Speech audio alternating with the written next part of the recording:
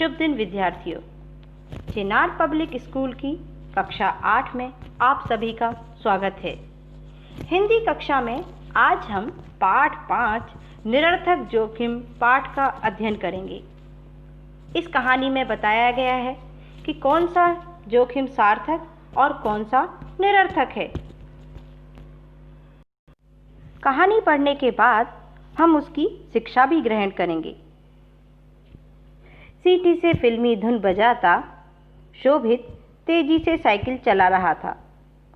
विद्यालय का समय होने के कारण उसके आगे पीछे दाएं बाएं कई लड़के साइकिल चलाते हुए तेजी से विद्यालय जा रहे थे। अचानक शोभित ने हैंडल से दोनों हाथ छोड़ दिए और तेजी से पैडल मारने लगा। आगे ढलान वाली सड़क थी। अब शोभित ने दोनों पैर भी उठाकर हैंडल पर रख लिए। साइकिल अब सिर्फ उसके संतुलन पर ही चल रही थी। आसपास चलते लड़के उसके इस करतब को हैरानी तथा प्रशंसा की नज़र से देख रहे थे। नवीन आश्चर्य से बोला, कमाल है शोभित, गजब का संतुलन है तुम्हारा।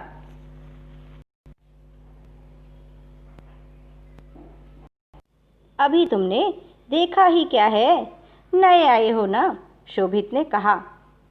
तभी सामने से ट्रक आते देख शोभित ने जल्दी से पांव नीचे करके हैंडल पकड़ लिया।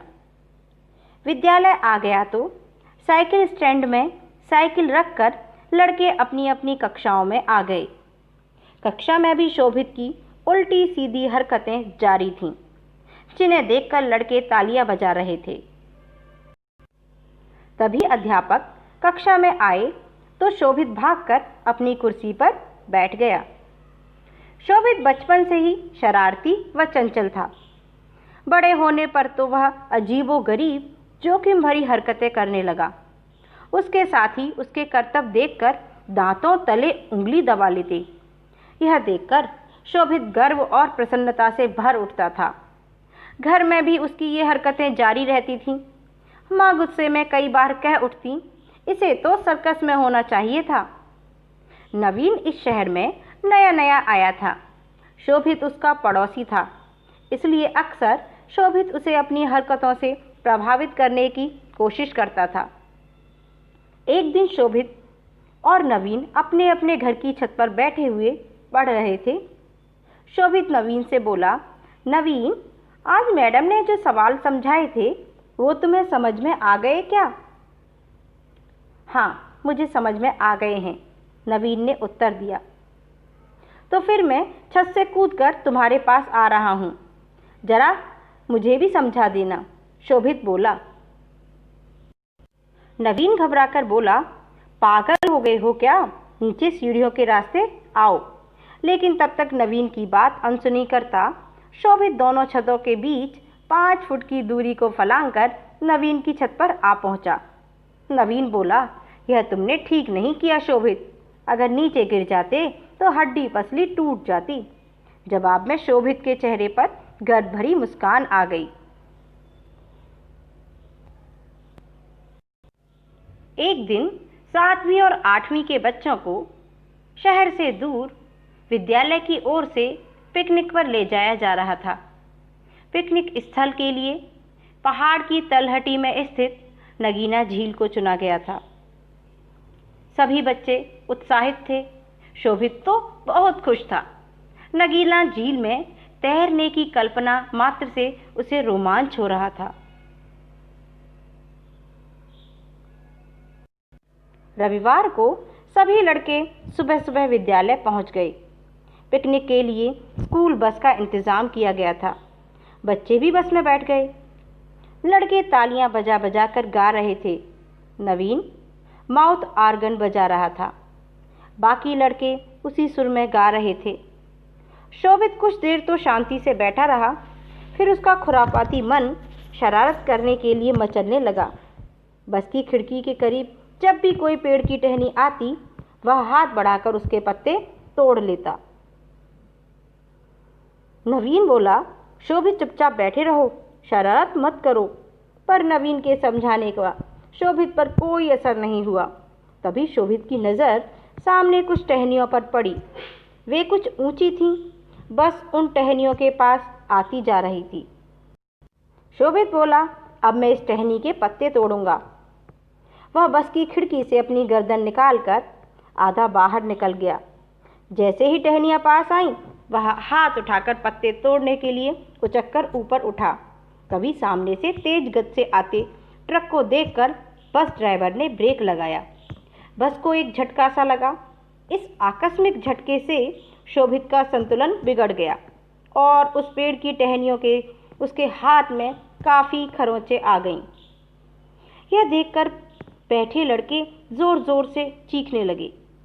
चीख पुकार सुनकर ड्राइवर ने बस रोक दी। शोभित के घाव को देखकर अध्यापक दीनानाथ जी तुरंत उसके पास आए और उसके शरीर का बारीकी से मुआयना किया। तो मुआयना करना यानी निरीक्षण करना। फिर वे तसल्ली भरी सांस लेकर बोले, कोई गंभीर चोट नहीं आई है। अगर तुम खिड़की के बाहर गिर जाते तो हड्डी पसली टूट जाती। शुक्र है तुम बच गए, कोई ज़्यादा चोटें नहीं आईं। अध्यापक की बात सुनकर शोभित का कलेजा दहल गया। तो कलेजा दहल जाना यानी घबरा जाना।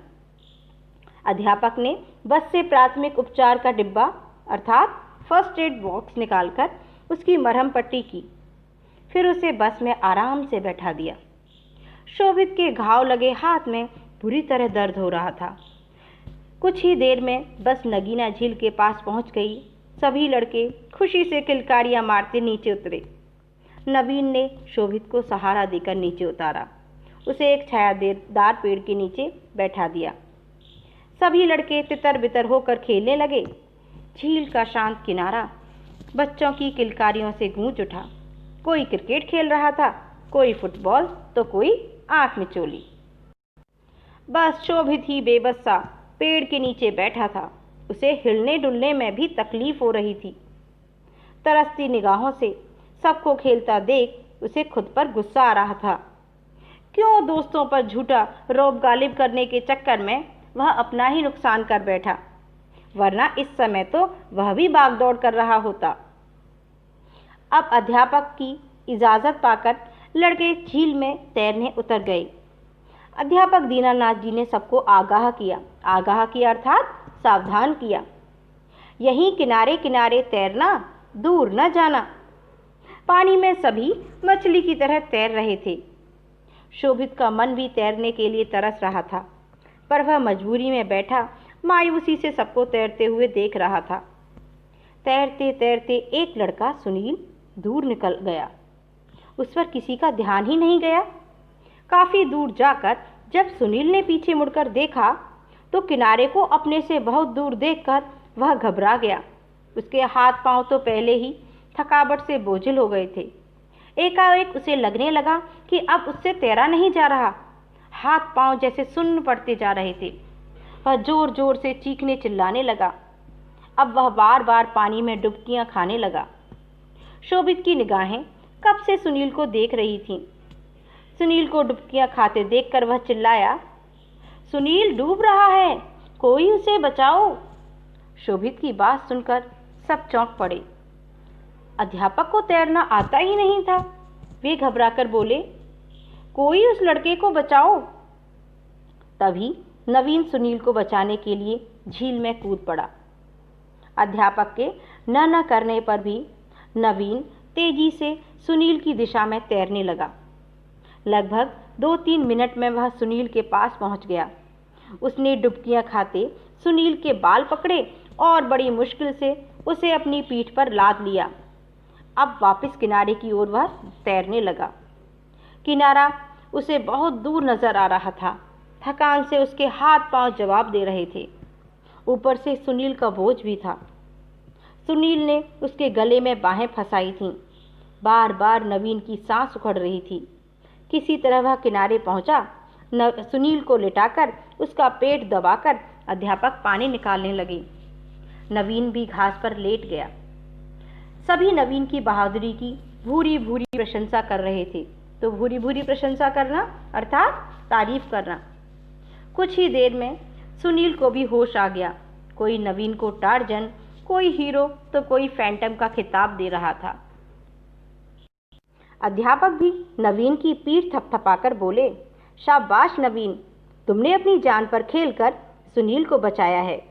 इतना बड़ा जोखिम कम ही लोग उठा पाते हैं। तुम्हें विद्यालय की ओर से पुरस्कृत किया जाएगा। राज्य स्तर पर मिलने वाले वीरता पुरस्कार के लिए हम तुम्हारा नाम भी भेजेंगे। सभी लड़के नवीन को घेरे अब भी उसकी बहादुरी की प्रशंसा कर रहे थे। शोभित सोच में पड़ा था, जोखिम तो वह भी सदा उठाता आया है, पर कितना फर्क है उसके जोखिम उठाने में और नवीन के जोखिम उठाने में। वह तो सिर्फ दूसरों को चमत्कृत करके उनकी वाहवाही लूटने और झूठी शान की खातिर खतरनाक हरकतें करता रहा। इन्हीं सब कामों में अपनी शक्ति और समय बर्बाद करता रहा। छत पर कूदने, हाथ छोड़कर साइकिल चलाने में या रेलिंग पर लटककर उल्टी सीधी हरकतें करने जैसे व्यर्थ के कामों में वह जोखिम उठाता रहा। उसका उद्देश्य बस बेकार की प्रशंसा सुनना होता था। इसी चक्कर में आज उसके हाथ में भी चोट लगी, जबकि नवीन ने अपनी काबिलियत का इस्तेमाल कितने बड़े काम में किया। तभी शोभित ने मन ही मन फैसला किया, अब से वह भी अपनी काबिलियत का प्रयोग निरर्थक जोखिम में न करके अच्छे कामों में यानी सार्थक कामों में करेगा। इस कहानी से हमें शिक्षा मिलती है कि अच्छे कामों के लिए उठाया गया जोखिम ही प्रशंसनीय होता है। कहानी की लेखिका हैं कमला चमोला। विद्यार्थियों, आप भी इस कहानी को ध्यानपूर्वक पढ़िए और कहानी से दी गई शिक्षा को आत्मसात कीजिए। धन्यवाद।